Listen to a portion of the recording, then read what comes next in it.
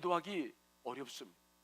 기도 없이 우리가 인생을 살기 쉬워요. 그래서 기도가 없을 때에는 주의 영의 역사가 없기 때문에 나는 자꾸 혈기가 드러나고 내 욕망이 드러나고 하루하루의 삶이 평안할 수가 없죠. 또 하나는 재정의 문제인데, 재정이 분명하게 기초가 잡히지 않으면 불안합니다. 거기에서 많은 문제들을 이야기할 수 있어요. 그래서 우리는 이 새해를 시작하기 전에 연말에 재정의 기초를 새롭게 했고요. 또 오늘은 우리가 기도의 문제들을 어떻게 하루를 살면서 기도할 것인가, 기도를 어떻게 자리 잡을 것인가 라고 하는 것에 대해서 여러분께 오늘 새로운 말씀들을 나눠보려고 합니다. 특별히 시편으로 기도를 드리는 것을 여러분과 함께 하고 싶은 이유는, 사람들이 너무 필요에 따라 기도하기 시작하면 그 필요한 것은 뻔해요.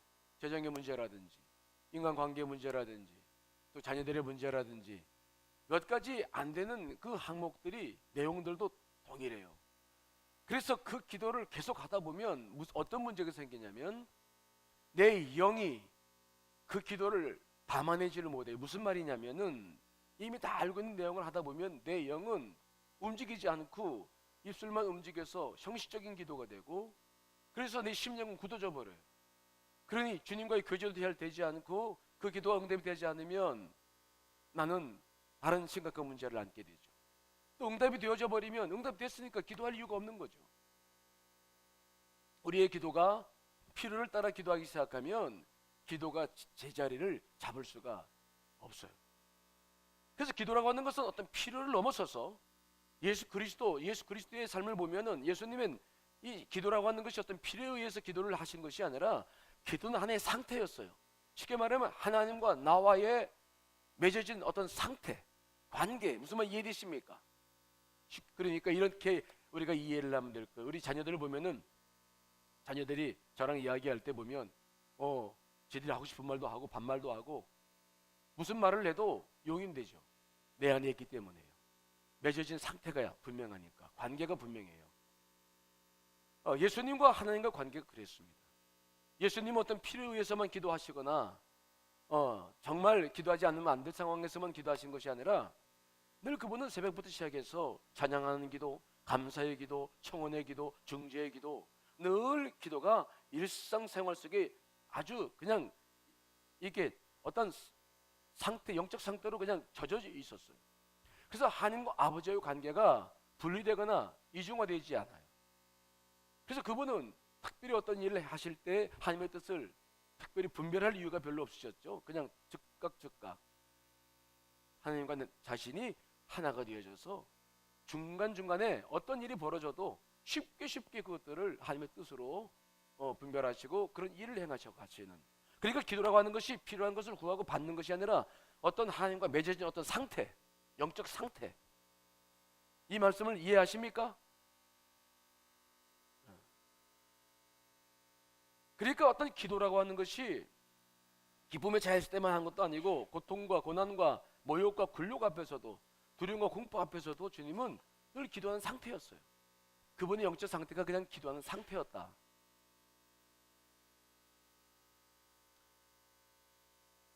그래서 우리는 그분이 하시는 모든 공생의 생활을 보면은 하나님과 늘 일치되어져 있죠.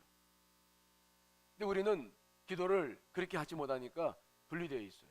우리는 필요할 때 기도하고, 또 구할 때 구할 필요가 있을 때 주 앞에 구하면서 주시면 받고, 그러다가 받으면 기도하지 않고 내 생활을 합니다. 늘 하나님과 나와의 관계가 두절되어 있거나 분리되어져 있거나 이중적인 관계 속에서 우리는 생활을 하고 있습니다. 자, 그렇다고 한다면 예수님께서는 어떻게 늘 일치된, 기도로 일치된 영적 상태를 유지해 나갈 수 있었을까?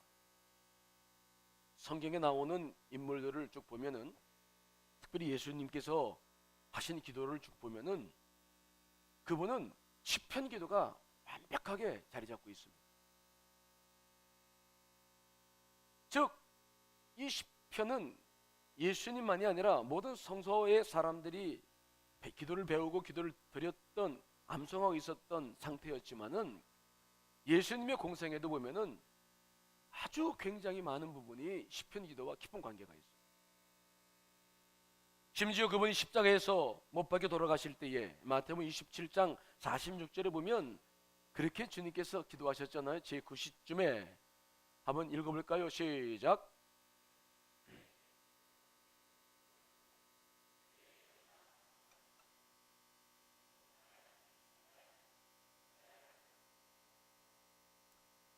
내 하나님이여 어찌하여 날 버리십니까? 라고 하는 그 기도는 시편 22편 1절을 응용하신 기도예요. 예수님의 기도 생활 가운데 중요한 것은 그분은 이미 시편이 젖어 있어요. 하나님과 시편을 통해서 늘 기도하시고 그것들이 자기 삶 속에 젖어 있어서 일반 설교를 하실 때나 기도를 하실 때나 십자가의 사건 안에서도 그분은 입을 열면 자신도 모르게 그 시편의 기도가 녹아져서 나오는 것을 우리가 보는 것입니다. 이해되시나요? 마리아도 마찬가지입니다. 마리아 찬가, 마그니피켓이라고 하는 유명한 누가복음 1장에 나와 있는 마리아의 찬가도 쫙 보면은 많은 구절들이 시편과 연결되어 있어요.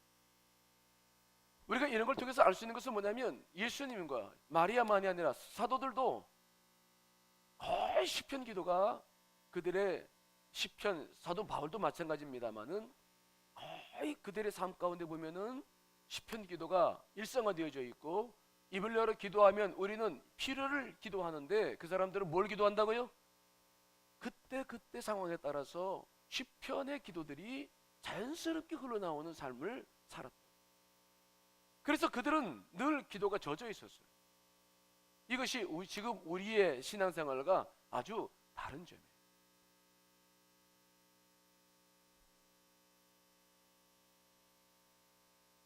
특별히 이 시편에는 성령의 특별한 은총과 영감이 깊이 들어있죠. 그리고 다윗과 함께 한 5명 정도의 저자가 있는데 그 시편 저자들이 경험했던 강력한 체험들이 그 시편 안에 이미 녹아져 있어요. 그래서 우리의 의지와 감정도 어떻게 그 안에서 기도 안에서 분출될 수 있을까? 굉장히 중요한 것들이 그 속에 다 담겨 있죠. 그래서 우리는 시편으로 기도할 때 가장 순수한 영적인 체험을 하기 시작하고 이미 경험했던 하나님이 다시 재해석되면서 내 삶 속에서 다시 그분을 만나게 되는 기도 속에서 그러한 여러 가지 영적인 깊은 체험들을 우리는 시편을 통해서 해 나가게 됩니다.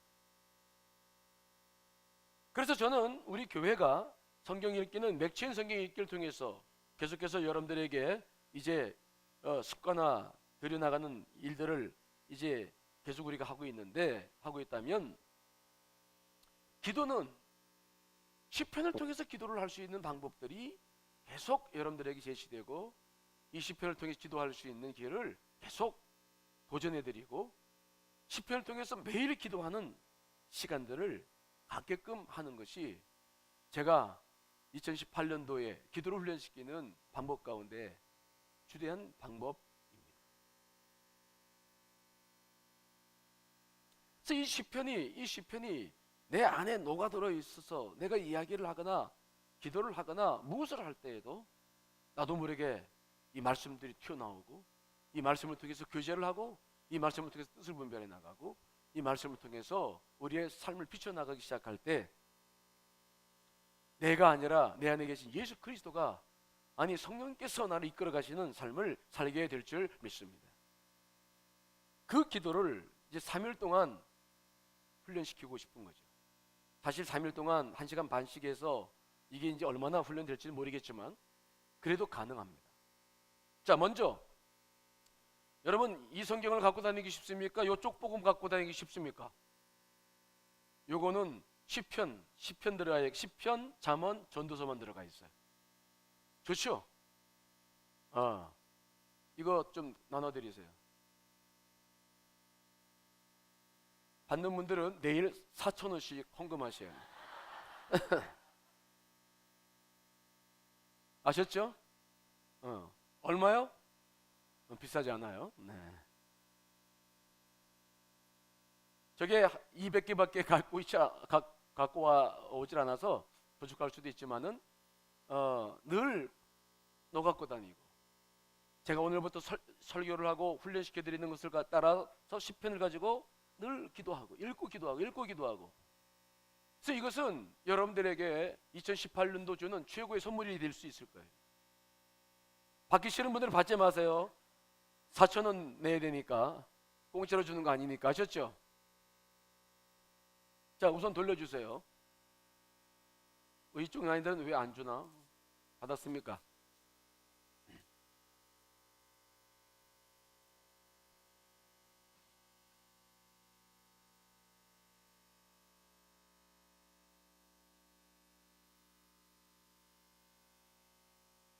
옛날에 김대중 씨 자서전 읽어보니까 그분이 그랬더군요. 저 부산 피난민 시절에서 신문을 팔 때 그 사람은 늘 신문을 다 팔아.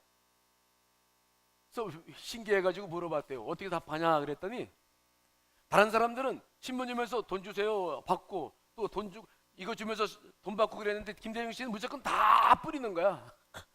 만난 사람 봐. 그럼 공짜인 줄 알고 다 받는데요. 나중에 뒤서부터 다 돈 달라고 다 걷어 오니까 신문을 다 팔았다 그러는데, 오늘 제가 그 전략을 쓴 것 같으네 이거.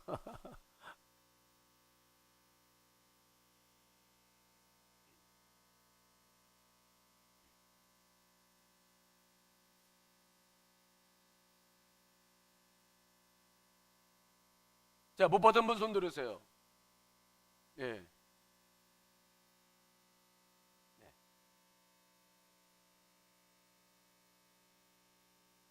저쪽 6열 다 받으셨나요? 됐죠? 2층도 받으셨나요?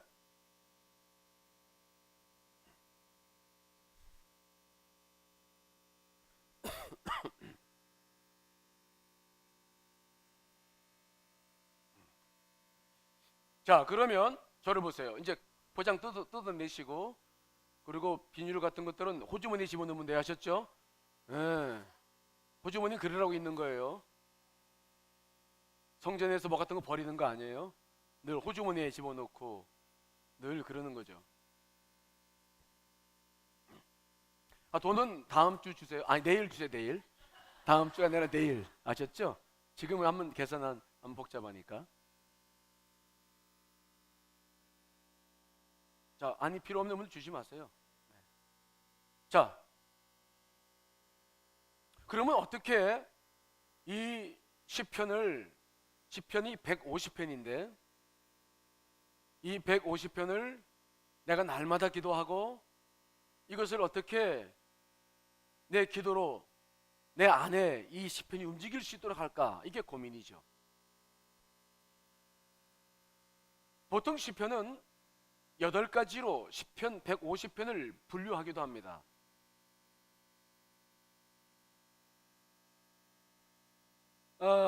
하지만 그 분류를 통해서 시편을 하기 시작하면 시편을 우리가 쉽게 접할 수가 없어서 제가 하나의 아이디어를 이제 기도하면서 얻었습니다. 자, 여러분 왼손 들어보세요. 왼손, 오른손. 왼손. 손가락 몇 개입니까? 이제 시편을 손가락을 이용해서 기도하는 방법을 알려 드릴 거예요. 신기하죠? 자, 내리세요. 이제 손 다 있네요. 네. 손가락 중에서 이것을 무슨 손가락 말합니까? 엄지척. 그러면 이것은 제일 뭐라는 겁니까? 좋다, 으뜸이 된다 그러는 거죠. 시편을 분류할 때 8가지로 우리가 분류를 하는데,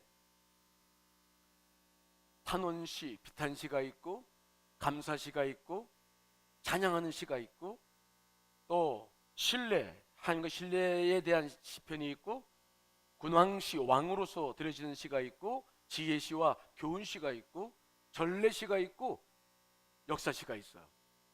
그런데 우리는 이 시편 150편 가운데서 군왕시라든지 전례시라든지 이런 시편은 우리 개인에게 적용이 안 돼서 그런 것 제하고 5가지만 딱 줄여서 분류를 할 겁니다. 여러분 들어오실 때 유인물 받으셨죠? 유인물은 어떻게 쓰냐면, 여기에 보시면 여기 비닐팩 있죠? 그걸 한번 딱 접어가지고 반쪽 여기다 쏙 집어넣으면 쏙 이렇게 들어가게끔 되어 있어요. 해보십시오. 지금 되어지죠? 네, 되어졌죠? 네. 어르신들 잘 못하시면 도와드리겠습니다. 앞에 여기다가 쏙 집어넣고 다니시면 돼요. 도와드리실 분들, 예, 한번 접어가지고.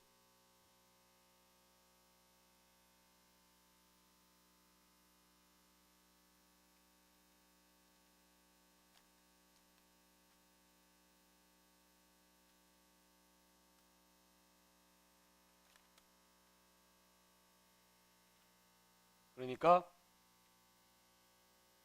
저처럼 이렇게 하면 됩니다. 됐죠? 이렇게 되면은 이게 이제 되어지는 거죠. 딱 가지고 다니면 돼요. 자, 이 엄지는 으뜸이다 그런 말이에요. 우리가 이 시편 중에서 가장 먼저 해야 할 기도 가운데 하나는 가장 으뜸이 되시는 분 하나님을 찬양하는 찬양시입니다. 이해되시나요?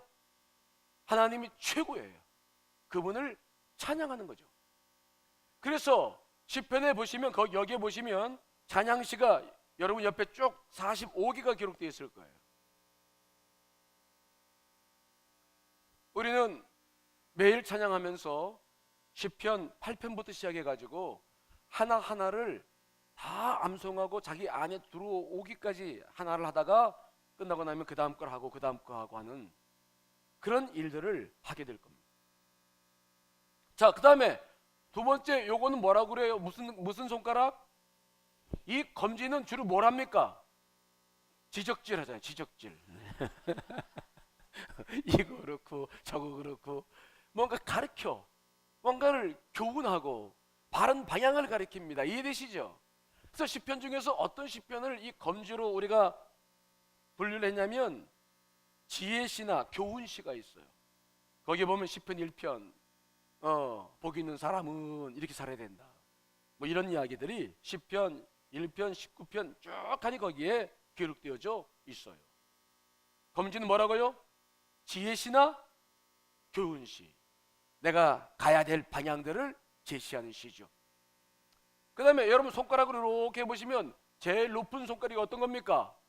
중지죠. 중지는 무엇을 의미합니까? 중지는 가장 중심이 되는, 우리의 영적 생활에서 가장 중심이 되는 일이 뭡니까? 감사. 따라합시다. 감사. 감사하는 생활만 하면 영이 열리죠. 정말 감사가 중요합니다. 그래서 우리가 시편 기도할 때에 요 중지를 이용해 가지고 감사의 기도를 할 때에는 거기에 감사시가 옆에 쭉 써 있어요. 시편 중에서 이해되시죠? 9편, 18편, 30편, 32편, 34편 거기에 기록이 되어져 있습니다. 그 다음에 네 번째 손가락은 무슨 손가락? 약지예요. 이 약지는 심장과 가장 밀접하게 연관되어 있는 게 이 약지예요. 그래서 여러분 결혼 반지를 어디다 낍니까? 서로의 심장을 의미하는 약지에 끼우는 거예요. 그리고 이 약지는 특성이 있는데 한번 주먹 이렇게 줘보세요. 그리고 약지를 한번 들어 올려보세요. 약지. 이게 잘 됩니까? 안 됩니까? 중지는 들어보세요. 중지 들려요? 검지 들려요? 엄지 들려요? 새끼손가락 들리죠? 근데 뭐만 잘 안 들립니까? 약지만 잘 안 들려. 이게 도와줘야 돼. 별거 다 발견합니다. 그렇죠? 그래서 이 약지는 우리가 영적으로 말하면 하나님과 신뢰 관계가, 주님과 나와의 신부, 그분과 나와 반지를 여기다 끼는 거 아니겠어요? 나는 그분의 도움을 받고 살아야 돼. 이게 약지. 그렇죠? 그래서 이 약지에 해당하는 시가 무슨 시라고요? 신뢰시, 하나님과의 관계를 의미하는 시들이 시편에 많이 기록되고 있는데 그 시들이 거기에 포함되어 있어요. 여기에 11편, 16편, 23편 쭉 하니 거기에 기록되고 있죠. 그 다음에 마지막 이 손가락을 무슨 손가락으로 말합니까? 새끼손가락 애지라고 말하죠. 제일 문열이야. 못났어. 못났어요. 우리가 살다 보면은 정말 내가 싫고 내 스스로에게 많은 아픔이 있고 뭔가를 구해야 되고 필요한 것이 있고, 그러한 비탄한 마음, 비탄시와 탄원시 간청할 때, 그때에 우리는 이 새끼손가락을 늘 기억해야 돼요. 그래서 이것은 여러분들이 어떤 어려움을 탄원하거나 간청할 때 이 새끼손가락을 기억하며 거기에 맞는 시편을 읽으면 기도가 되는 겁니다. 이해되시죠? 그 시편이 3편, 4편, 5편, 6편에 굉장히 많은 시편이 거기에 분류되어 있어요. 150편 시편이 다 여기 들어와 있지는 않아요. 아까도 말씀드렸습니다만 젤렛이라든지 군왕시라든지 이런 것들은 다 적용이 되지 않아서 뺐고, 이 부분들을 가지고 이제 어떻게 하루하루 우리가 기도를 해 나갈까라고 하는 것을 훈련하기 시작하면, 우리는 한 몇 개월만 하면, 제대로만 하면 내 안에서 엄지 하나님 찬양해야지, 주님 감사합니다, 그리고 찬양하며 시작해요. 검지 오늘 하루를 내가 어떻게 살아야 되지? 복 있는 사람은 악인의 꾀를 따르지 않는다고 그랬는데 주님, 기도하기 시작하죠. 그 다음에 하나님을 찬양합니다. 또 내가 살다 보니까 힘들고 어렵고 자꾸 의심이 생기고, 그때 주님 약지 그러면서 시편을 가지고 또 신뢰의 기도를 하면서 믿음을 회복시켜 나가요. 힘들고 어려워. 그래서 밤에 돌아와서는 가슴 아픈 그 마음이 있을 때, 그때 다시 새끼손가락을 가지고 거기에 관련된 시편을 읽고 기도하기 시작하면서, 그 기도가, 시편 기도가 이것 이런 게 아니라 하나 정하면 그 하나가 가슴에 계속 들어올 때까지 그 시편을 계속 활용해서 기도하기 시작하면 여러분들 안에 놀라운 역사들이 일어나기 시작합니다. 무슨 말 이해되시나요? 그래서 이렇게 우리는 늘 이쪽 복음을 가지고 다니면서 손가락이 없으면 기도 못하지만 손가락이 있을 때는 늘 기도할 수 있습니다. 그렇죠? 손가락 가지고 있을 때 주여 하면서 손가락을 가지고 또 순서대로 기도할 수도 있지만은 내 마음에 좀 좋지 못하다 그러면 거기에 따라서 이거 보고 기도하면서 얼마든지 우리가 기도를 할 수 있는 시간들을 갖기 시작할 거예요.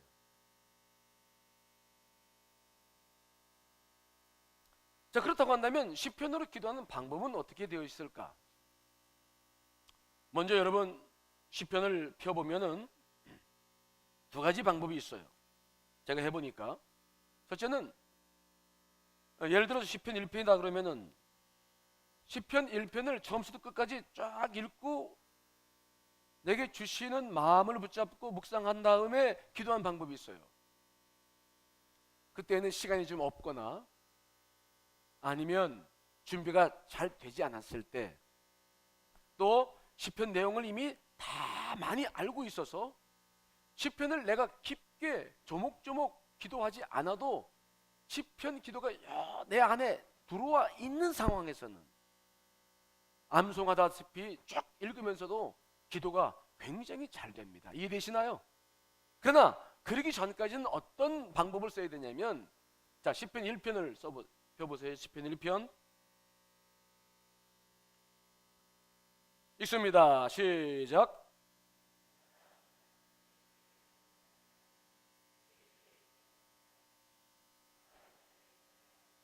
거기까지 읽는 거죠. 그러니까 두 번째 방법은 뭐냐면, 시편을 읽으면서 기도를 하는데 복 있는 사람은, 만일 거기에 마음이 와닿다 그러면 거기서 딱 끝나요. 그리고 잠시 복 있는 사람은이란 마음이 내 마음에서 움직였다 그러면 주님께 묻습니다. 하나님, 복 있는 사람이 있다는데 저는 과연 복이 있는 사람입니까? 지금까지 돌아온 삶을 이렇게 돌아보니 저는 이런저런 어려움들을 참 많이 겪었습니다. 하나님, 제가 과연 복이 있는 사람입니까? 그 한 절만 가지고도 많은 기도를 시작할 수 있습니까? 없습니까? 있죠. 그 복 있는 사람은 악인의 꾀를 따르지 않아야 한다라고 말씀했는데, 돌이켜보니 나는 숱하게 부정적인 사람들하고 늘 대화하기를 좋아하고 문자를 보내고 사람을 헐뜯고 그 속에서 내가 어떤 만족을 누리고 살았던 일들이 떠오르는 거예요. 그러면 주님, 제가 뒤를 돌아보니 제가 복이 없는 사람이라는 것이 기억이 됩니다. 왜냐하면 제가 악인들의 꾀 속에 늘 있었기 때문입니다. 오 주님, 새해부터는 내가 새로운 결단을 하게 해 주옵소서. 악인들의 꾀에 가담하지 않게 해주시고 그들의 말에 귀를 기울이지 않게 해 주시옵소서. 그 다음에 또 읽어보니까 죄인들의 길에 서지 아니한다. 머리에 생각이 있다 보면 이 생각은 이제 곧 행동으로 바뀌어요. 악인의 꾀를 자꾸 따라다 보면 죄를 짓게 돼. 죄인의 길에 서게 돼.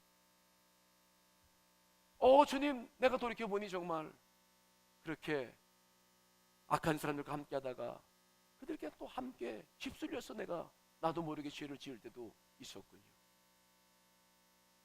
그래서 결국은 오만한 자가 되어져서 하나님의 말씀도 받아들이지 못하고 사람들이 평가하고 판단하고 교만한 자가 되어 있은 것을 제가 고백합니다.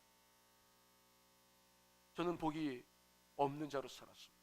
복 있는 자로 부름 받았으나 복이 없는 자였습니다. 그렇게 이 시편을 정말 우리가 한 편 한 편들을 한 절 한 절씩을 읽으면서 우리가 기도하기 시작하면 여러분들이 알고 있는 필요에 대한 기도에서는 경험해 볼 수 없는 깊은 영적인 은혜와 축복이 여러분 가운데 흘러넘치게 될 줄 믿습니다. 그래서 여러분들이 영적으로 계속 깊어져 가고 말씀이 여러분 속에 들어와서 여러분을 끌어가는 그러한 일들을 계속해서 경험하게 되는 것입니다. 특별히 여러분들이 성경을 읽을 때에 감동, 느낌이라는 것이 주어져요. 왜 그렇습니까? 이 성경은 무엇으로 기록됐다고요? 자, 디모데후서 3장 16절로 17절 읽어보겠습니다. 시작.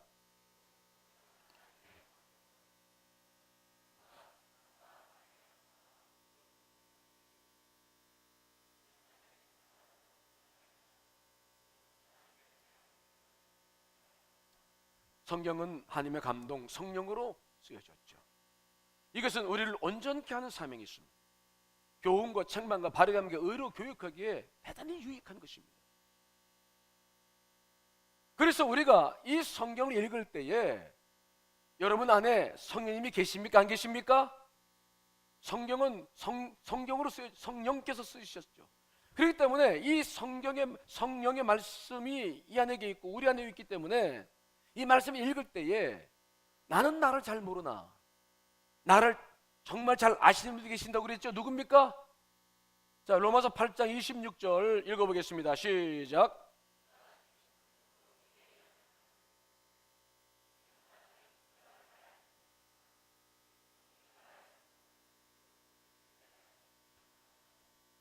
우리는 나를 잘 몰라요. 내가 무엇을 지금 기도해야 될지도 몰라. 그렇게 우둔해요. 왜? 자기 욕심에 빠져 있으니까. 그래서 우리는 정말 그렇게 삶을 살아가는데 그러나 내 안에서 탄식하는 분이 계시다. 누가 탄식하신다고요? 성령님. 그래서 그분이 어떤 말씀을 내가 읽을 때에 그 말씀을 나도 그냥 내 감정에 따라 말씀이 다르게 늘 적용됩니다. 이제 내일 모레 말씀 나눌 겁니다. 성경 읽어도 내 상태에 따라서 이 말씀이 들어오고 안 들어오고 내 스스로가 이것들을 많이 좌우지우지를 하고 있는데 그렇게 해서 그냥 설령 지나가려고 그래도 성령님은 그 말씀을 딱 붙잡아요. 그래서 여러분들 영 안에 울림을 줘. 그래서 그 소리가 그 필요한 말씀이 딱 여러분 귀에 들어와서 안에 들어와 버리면 성령님께서 여러분 그냥 지나치려고 귀찮으니까 그냥 지나치려고 그러는데 성령님은 뭐라고요? 딱 붙잡아가지고 뿅뿅 울려. 신호를 울려. 그래가지고 너 이거 들어라. 너 이거 네 말씀이야. 들어야 돼. 그래서 이 가슴에 울림이 생겨. 그게 느낌이라는 겁니다. 느낌, 감동이라는 거야. 성령의 감동. 이해되시죠? 설교를 들을 때도 여러분 감동이 느껴진 말씀이 있습니까? 없습니까? 있죠. 말씀을 읽을 때도 그 감동이 느껴질 때에 그것은 여러분이 하는 게 아니에요. 여러분의 혼이 하는 거 아닙니다. 우리의 혼은 말씀 자체를 싫어해요. 우리의 혼은 우리 이성과 감정과 의지는 말씀 자체를 싫어해요. 받아들이려고 하지 않아요. 늘 평가하려고 그래요. 비판하려고 그래요. 꼬리를 잡으려고 그래요. 하지만 우리의 영은 그렇지 않아요. 성령님께서 영을 통해서 말씀을 확 붙잡아서 우리 안에 떨림이 생겨요. 그래서 우리는 그것들을 자꾸 자기의 영적 느낌을 살펴보면서 그 말씀들을 붙잡고 왜 이 말씀을 내게 주시나 잠깐 묵상한 다음에 또 기도로 그분과 교제해 나가는 그러한 통로로서 그러한 감정과 느낌을, 영적 느낌들을 우리가 사용해야 될 줄 믿습니다. 그래서 그렇게 자꾸 우리가 이 말씀을 놓고 기도하면서 우리가 자꾸 그렇게 주님과 교제해 나가기 시작할 때 기도의 폭이 넓어지고 굉장히 깊어져요. 여러분들의 영적 성숙도 그래서 잘 일어나기 시작합니다. 그리고 우리는 늘 주님과 영적 상태 안에 있는, 이중화되지 않고 이원화되지 않고 그분 안에 있는 영적 경험들을 특별히 하게 되죠. 그래서 예수님처럼 십자가에 죽으시면서도 시편을 가지고 기도할 수 있는 영적 상태가 되어져 가고 그분과 일치되는 삶을 경험하기 시작하는 것입니다. 그래서 이 시편 기도는 여러분들의 필요를 따라 기도하는 것, 그것도 필요하지만 그러나 이 시편을 읽다 보면 그 필요는 다 그 속에 다 들어있어요. 여러분들의 영적 지평들이 아주 굉장히 넓어져 가고 여러분들은 시편 기도를 통해서 정말 기도의 사람들로 바뀌어지게 될 줄 믿습니다. 그런 일들을 우리가 경험해 볼 필요가 있다. 이젠 동일한 기도만 자꾸 하다 보고 막 또 기도하다 보면 교회에서 최선을 다해서 기도할 때가 있잖아요. 간구하고 막 구하고. 근데 기도는 그렇게만 하면 힘들어서 못 해요. 기도를 하자 그러면 기쁨으로 와야 되는데 기쁨으로 오지 못하는 이유가 뭐냐면 가슴은 또 악쓰고 또 울어야 된다고 생각하니까 또 기도를 또 잘 안 하시는 분들이 계세요. 그렇지 않아요.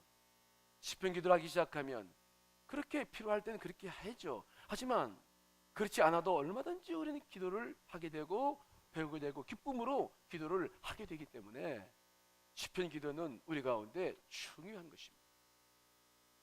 자, 오늘 우리는 먼저 5가지 손가락 가운데서 뭐가 제일 중요하다고요?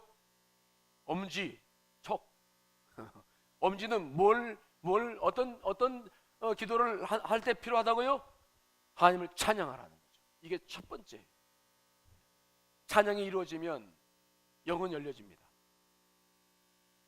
그래서 걱정할 거 없어. 그런데 한 가지 여러분들이 기도할 때 찬양부터 해야지라고 찬양을 하려고 그러는데 영이 열려지지 않을 때가 있어요.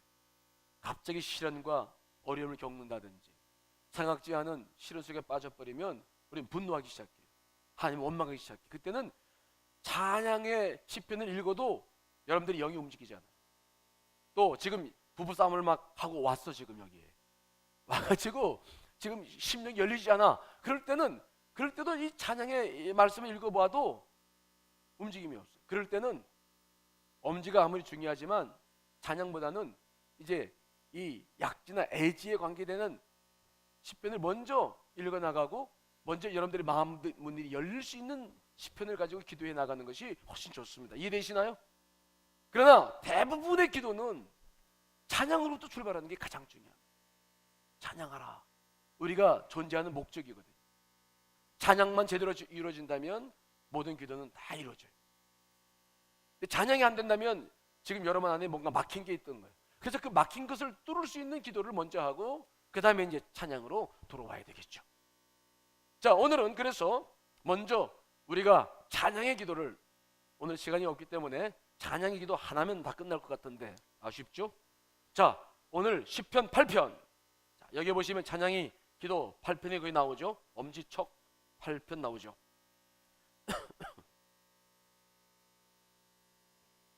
자, 오늘은 시편 8편을 가지고 찬양의 기도를 먼저 배우는 시간을 갖도록 하겠습니다. PPT가 준비되어져 있고요. 여러분들이 가지고 있는 이 쪽복음도 가지고 있으니까 같이 보면서 해도 됩니다. 먼저 오늘 방법은 처음부터 끝까지 다 읽지 않고 한 절 읽고 또 필요한 것들을 읽다가 우리가 기도하는 시간들을 갖게 될 겁니다. 자, 잠깐 눈을 감고 자세를 똑바로 해주시기 바랍니다. 찬양을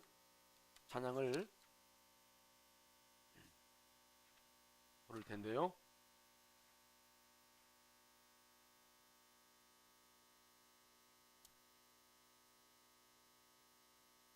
우리 오 주를 찬양합니다. 대제 찬양 있죠? 찬양 한번 부르시고 마음을 다시 정리하고 기도를 해나가겠습니다.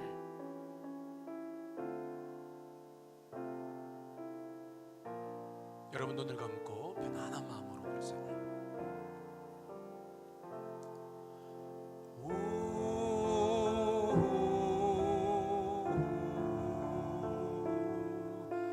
주를 찬양하나이다.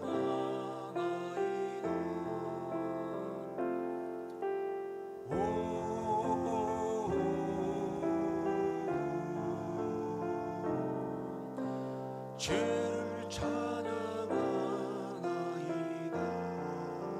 주를 찬양하나이다.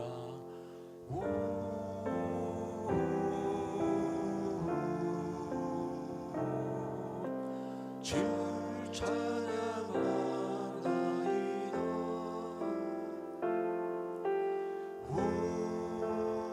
되도록 눈을 감고 묵상하면서 부르시기 바랍니다. 주를 찬양하나이다.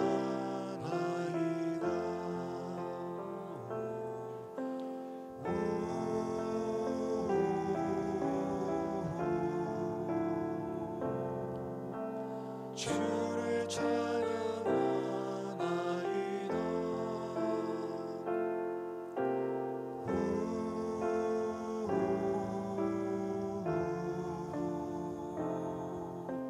주를 찬양하나이다.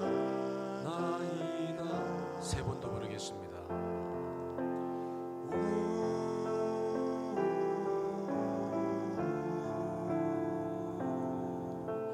주를 찬양하나이다.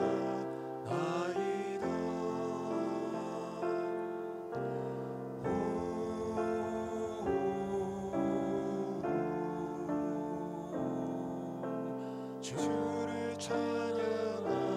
한 번 더.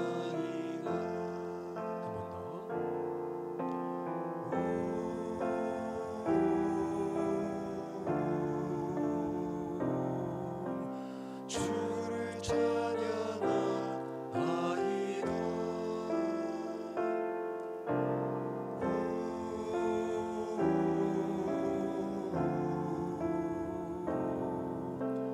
주를 찬양하나이다.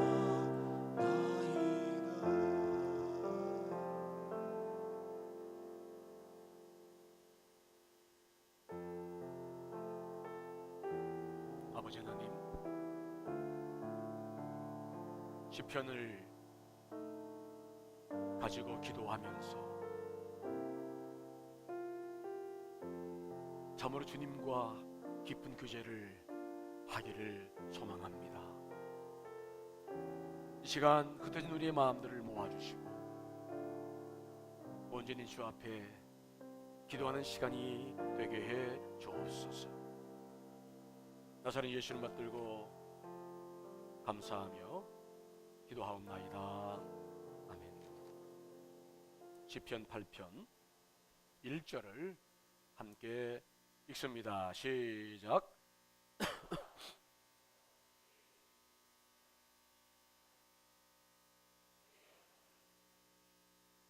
시편을 읽을 때에는 빨리 읽을 필요도 없고요. 그 다음에 누가 쫓아온 사람도 없습니다. 이 언어라고 하는 것은 여러분들의 상상력에 깊은 관계가 있습니다. 그래서 여호와 우리 주여라고 했을 때에는 하나님의 마음들이 느껴져야 되고요.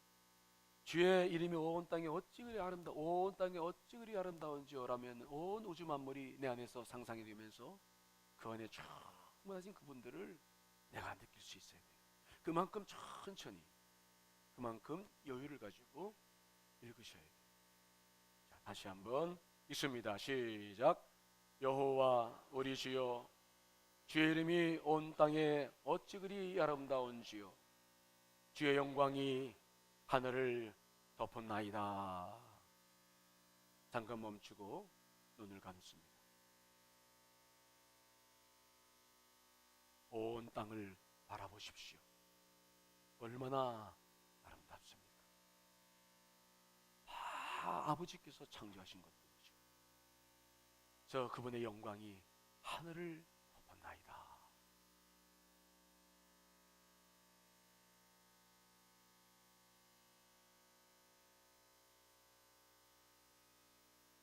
잠시 기도하시기 바랍니다.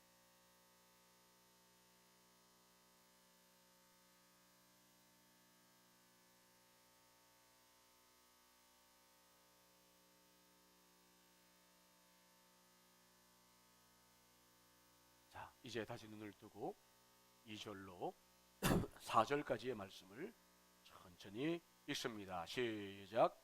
주의 대적으로 말미암아 어린 아이들과 젖먹이들의 입으로 권능을 세우시며 이는 원수들과 보복자들을 잠잠하게 하려 하심이니이다. 주의 손가락으로 만드신 주의 하늘과 주께서 베풀어 두신 달과 별을 내가 보으니 사람이 무엇이기에 주께서 그를 생각하시며 인자가 무엇이기에 주께서 그를 돌보시나이까. 잠시 멈춥니다.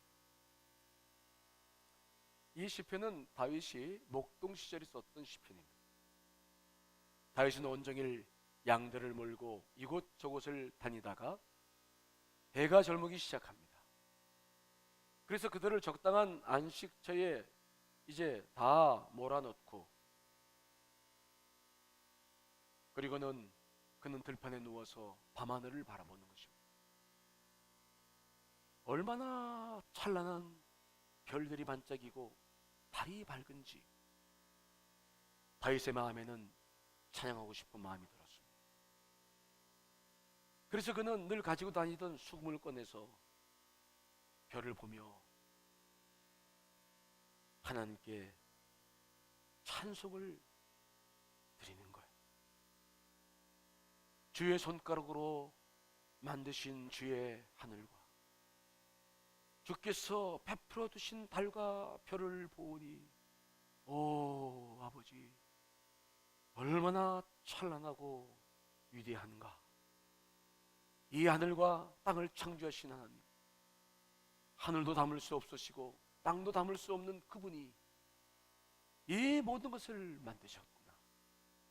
그런데 그 하나님이 나를 사랑하시다니 내가 무엇이간데 나를 사랑하시는 것인가? 일개 목적인 나를 왜 그분이 사랑한 것인가? 그렇게 생각을 하다 보니 다윗의 눈에는 눈물이 주르륵 흘러내리죠. 자, 그가 고백한 4절입니다. 4절을 다시 읽을 텐데, 그를 생각하시며가 를 나를 생각하시며라 한번 바꿔서, 자, 시편 8편 4절, 자, 우리 스크린 보면서 읽어봅니다. 시작. 사람이 무엇이기에 주께서 나를 생각하시며 인자가 무엇이기에 주께서 나를 돌보시나이까. 그 거대하신 하나님이 어찌 나 같은 일개 목동인 나를 사랑하시는지, 내가 무엇이기에 나를 이렇게 사랑하십니까? 인자가 무엇이기에, 이 인자란 말은 벤 아담, 흙의 아들이다, 그런 뜻입니다. 사람의 아들이란 말이죠. 흙에서 지음받아서 흙으로 돌아갈 수밖에 없는 연약한 인생을 말합니다. 다윗은 얼마나 연약한 인간이었습니까? 흙으로 지음받았고 흙으로 돌아갈 수밖에 없는 존재인데 내가 누구이길래 이토록 나를 사랑하신단 말입니까? 다윗은 밤하늘을 바라보며 그 하나님을 찬양하며 감사하고 있어요. 자, 다시 여러분 시편 8편 2절로 4절, 여러분 소책자 가지고 다시 한번 읽고 잠시 기도합니다. 읽습니다. 시작. 주의 대적으로 말미암아 어린 아이들과 젖먹이들의 입으로 권능을 세우시며 이는 원수들과 보복자들을 잠잠하게 하려 하심이니이다. 주의 손가락으로 만드신 주의 하늘과 주께서 베풀어 주신 달과 별들을 내가 보니 사람이 무엇이기에 주께서 그를 생각하시며 인자가 무엇이기에 주께서 그를 돌보시나이까. 눈을 감고 잠시 기도합니다. 다윗처럼 밤하늘의 별을 바라보시며 잠시 기도하겠습니다.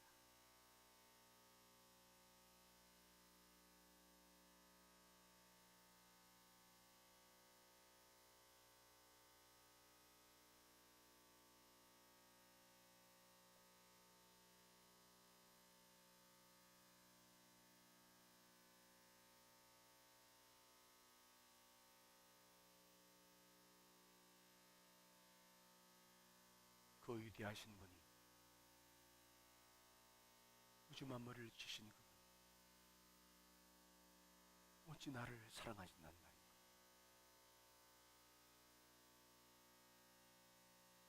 먼지만도 못한 나를 기억하시는 하나님,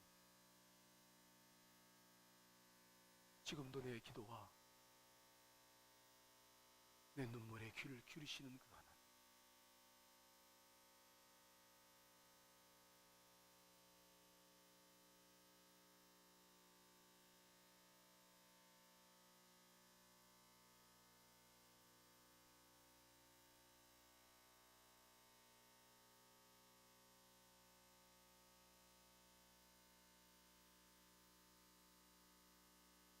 자, 이제 눈을 뜨시고 5절로 6절 말씀을 또 스크린 보면서 읽어봅니다. 시작.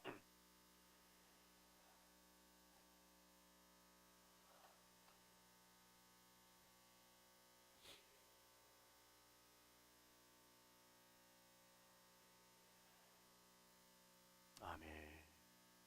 다윗은 그 밤하늘의 별을 바라보며 한없이 나약한 자신을 바라봅니다. 그러나 감사한 게 있었습니다.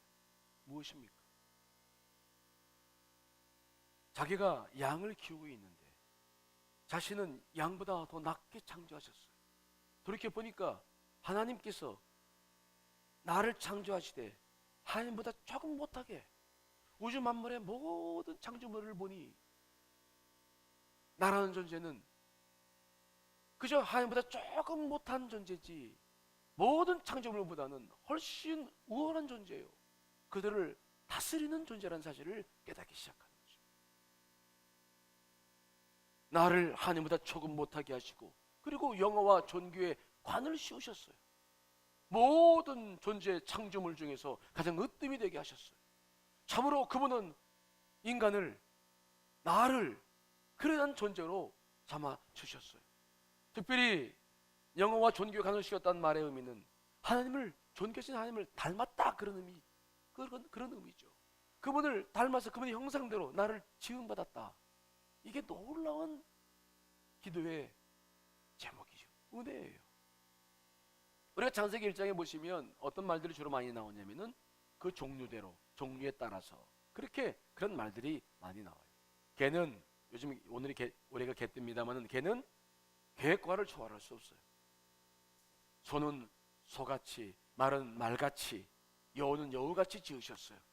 그런데 인간은 인간답게, 인간같이라는 것이 아니라 사람만큼은 하나님 닮아서 하나님처럼 하나님의 형상을 따라 닮았다, 따라서 지으셨다는 말씀을 하고 계세요. 나만큼은 짐승을 닮는 것이 아니라, 같은 인간을 닮는 것이 아니라 하나님을 닮게 하셨다는 것이 얼마나 큰 은혜요 감사한지 모를 일이죠. 다윗은 그 사실을 깨닫기 시작한 겁니다. 그러나 나는 하나님보다 자기보다는 못하게 하셨지만은 우주 만물을 다 지켜보니 내가 얼마나 영화로운 존재인가. 하나님 감사합니다. 자기 존재의 가치를 깨닫기 시작해요. 여러분들은 비천한 존재가 아닙니다. 여러분들은 이 땅에서 비록 어렵게 살 수도 있지만 그런 존재가 아니라 하나님을 닮고 하나님을 따라 살아가야 될 존재라는 사실을 믿으셔야 될 줄 믿습니다. 그게 얼마나 감사한 일입니까? 다윗은 그 사실이 너무 감사했어요. 그래서 그는 나를 하나님보다 조금 못하게 하셨군요 라고 하면서 감사하는 모습을 볼 수 있죠. 그 다음에 6절로 8절 말씀입니다. 읽어보겠습니다. 시작. 주의 손으로 만드신 것을 다스리게 하시고 만물을 그의 발 아래에 두셨으니 곧 모든 소와 양과 들짐승이며 공중의 새와 바다의 물고기와 바닷길에 다니는 것이니이다. 그런데 돌아보니 모든 만물들을 우리 손에 맡기셨어요.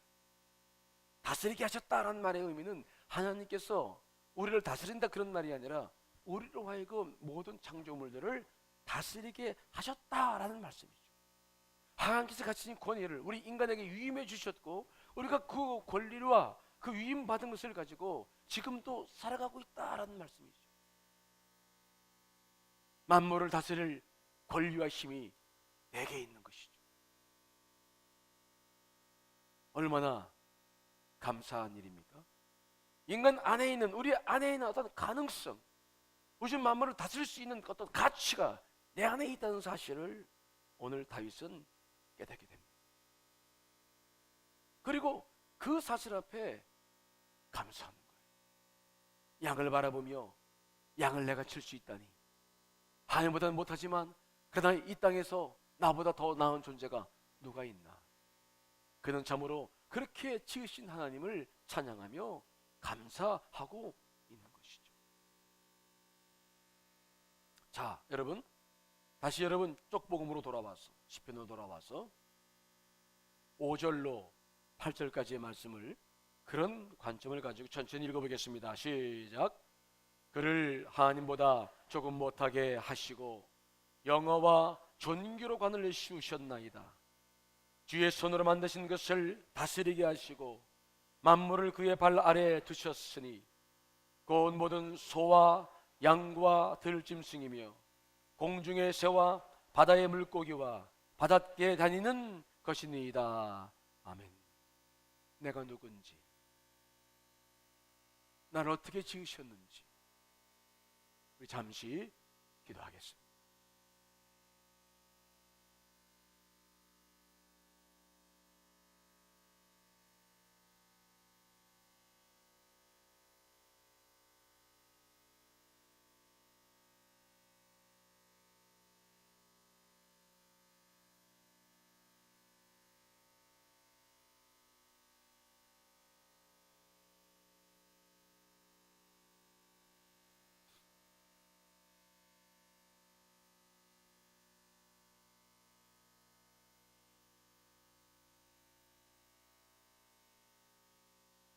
자, 눈을 뜨고 9절 마지막 절이죠.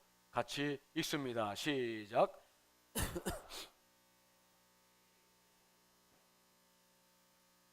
그렇게 하나님을 찬양하고 보니 온 땅에 모든 것들이 어떻게 보인다고요? 참으로 너무 아름다운 거야.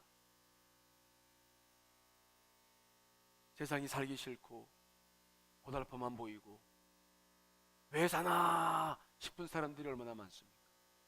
그래서 스스로 목숨을 끊는 사람들이 얼마나 많아요. 근데 그렇게 하나님을 찬양하며 하나님을 높이다 보니 그리고 눈을 떠서 세상을 바라보니 내 삶이 얼마나 가치 있고 내가 살고 있는 이 세상이 얼마나 아름다운지 다윗은 또 찬양하며 감사하며 또 하루를 살아나가는 모습을 보는 거죠. 여러분, 다윗의 시편이 가슴에 들어오십니까? 들어오십니까? 조금 졸린가요? 자, 우리는 이렇게 시편을 한 편 한 편을 여러분들이 직접 이렇게 조금씩 하다 보면은 시간이 많이 걸리지 않아요. 10분이면 될 때도 있고 15분이면 될 때도 있고 그 말씀들을 여러분 안에 차곡차곡 쌓다 보면은 여러분들 안에 놀라운 은혜들이 깊어지기 시작합니다.